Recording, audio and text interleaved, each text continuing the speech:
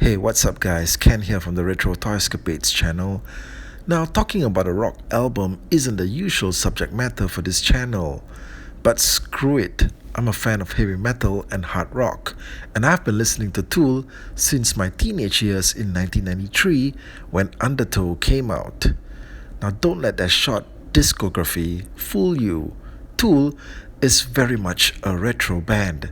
They just take a very long time making albums.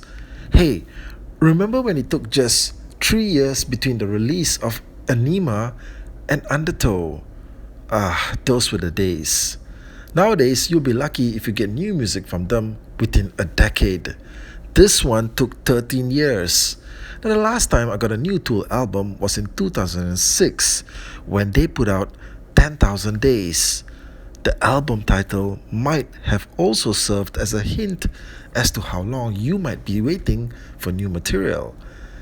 Now, the last time the world waited anywhere near this long for a new rock metal album was for Guns N' Roses' Chinese Democracy. Except when that album came out, it seemed like a lot of people had already given up waiting. Not so with Tool. Now, I, like many others, could not wait until August 30th, 2019, when this new album hit and the music started streaming everywhere. So, what did I think of it? Now, bear in mind, these are just my personal opinions and based on me listening to the whole album for something like 7 to 8 times.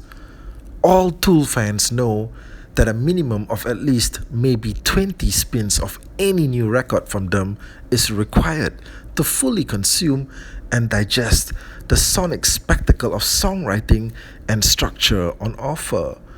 Except for their first album, Undertow.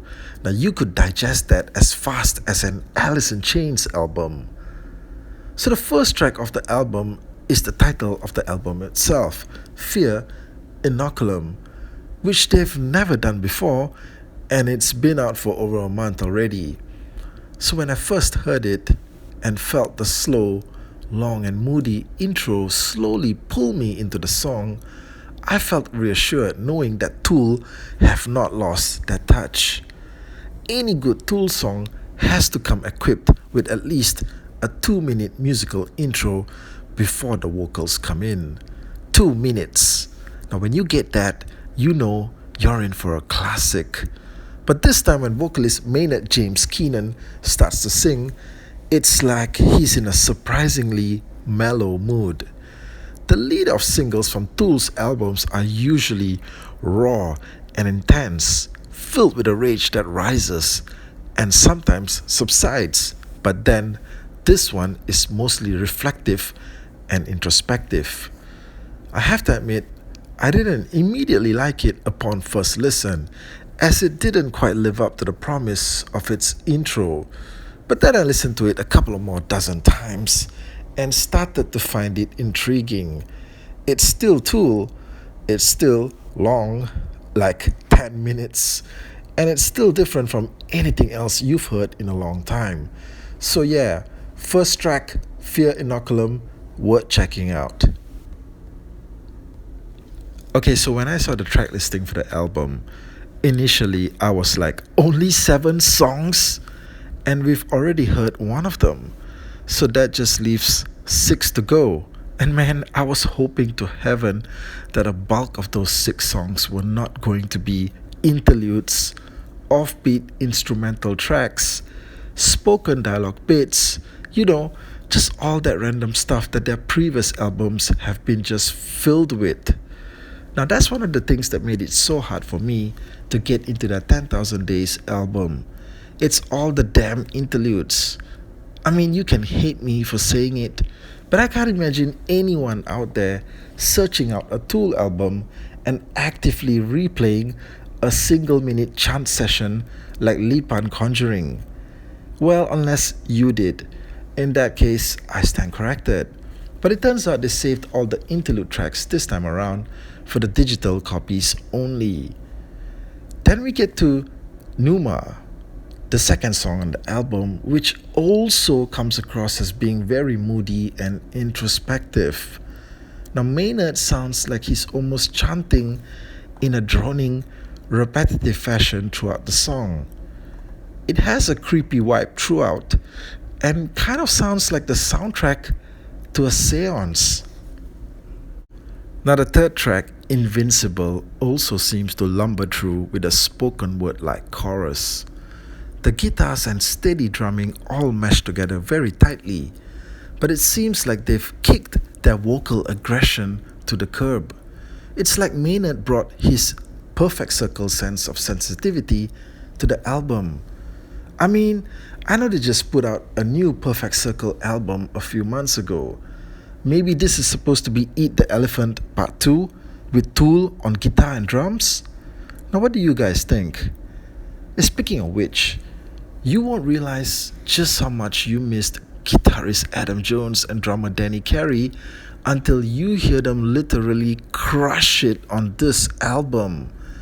It's like, while the vocal parts are far more thought-provoking this time around, the musical arrangements bring the crunching metal and forceful intensity you might be craving for.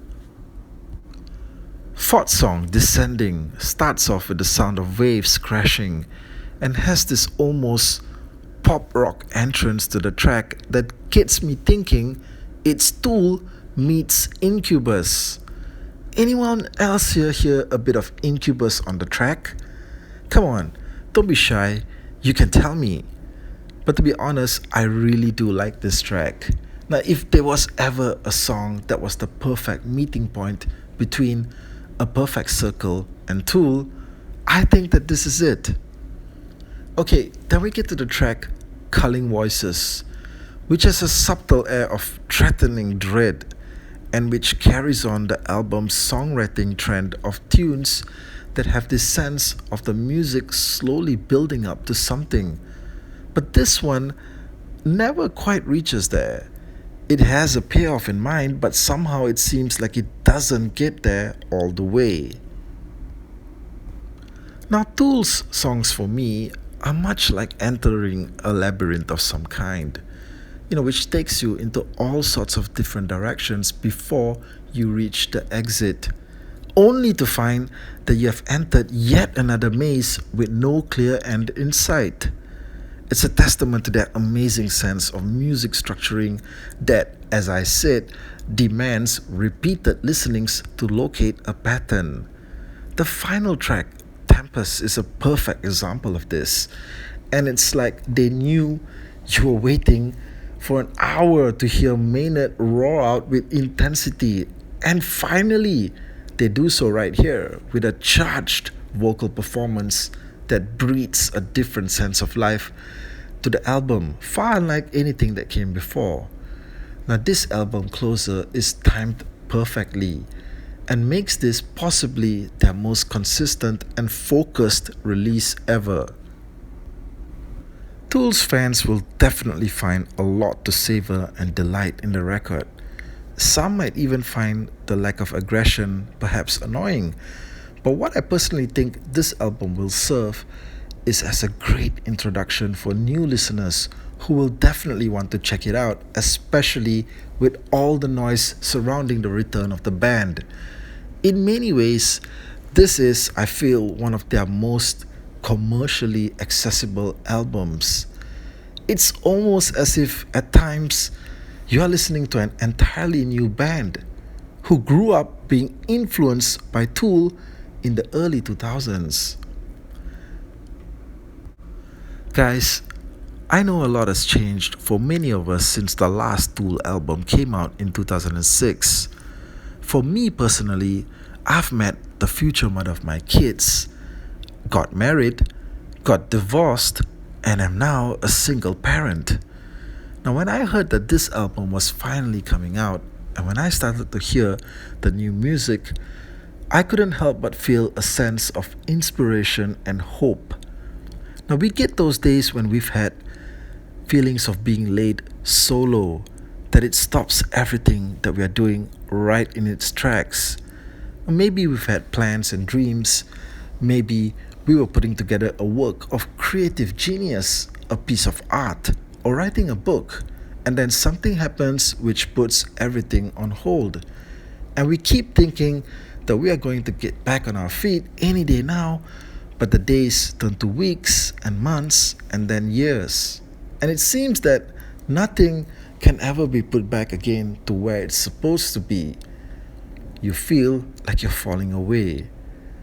But this band, this music, this comeback record from Tool makes me feel that all good things will come together in time, no matter how long it takes. Now, maybe you don't need to feel like you're on top of the world just yet. That day will come. I promise you, it will. Anyway, guys, that's my thoughts on Tool's new Fear Inoculum album.